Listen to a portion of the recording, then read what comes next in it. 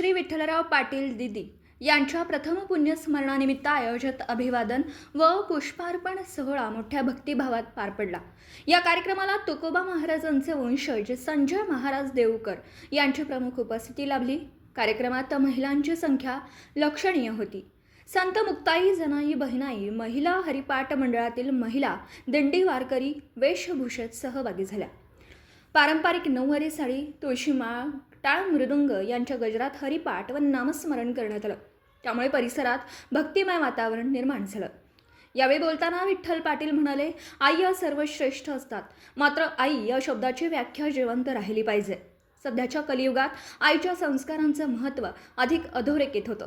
समाजात मातृत्वाच्या मूल्यांची जपणूक व्हावी या उद्देशाने हा पुरस्कार दरवर्षी दिला जात असल्याचं त्यांनी सांगितलं। याप्रसंगी मान्यवरांच्या हस्ते पुरस्कार वितरण करण्यात आलं। उपस्थितांनी मालुश्री पाटील यांच्या कार्याचा व स्मृतींचा गौरव करत त्यांना विनम्र अभिवादन केलं। कार्यक्रम यशस्वी करण्यासाठी आयोजकांनी परिश्रम घेतले असून शेवटी उपस्थितांचे आभार मानण्यात आले।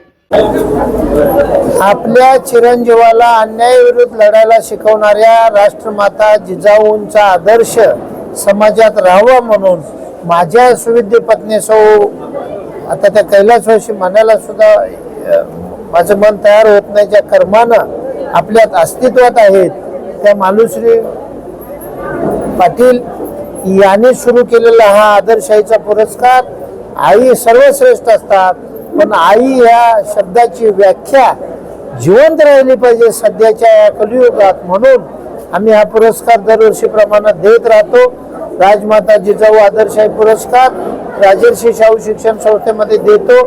योगायोगाने त्याचा प्रथम वर्धापनही दिला आलेला आहे आणि जगातली सर्वात मोठी आनंदाची बाब म्हणजे या आईंचा सन्मान करण्यासाठी जगद्गुरु तुकोबारायांचे वंशज संजय महाराज देवकर, आमचे राशनकर महाराज, श्रीकांत बुवा, ठाकूर बुवा, सर्व आमचे जिल्हाध्यक्ष नाशिकचे असतील किंवा राज्यभरातले असतील आणि आमचे भैया काकडे आलेले आहेत, त्या सर्वांना मी धन्यवाद देतो। आणि हा उपक्रम आमचा सतत चालू राहील आणि ही आमची भूमिका समाजापर्यंत आदर्शासाठी नेण्याचं काम पत्रकार बांधव करतात, त्याबद्दल त्यांचेही आम्ही ऋणी आहोत।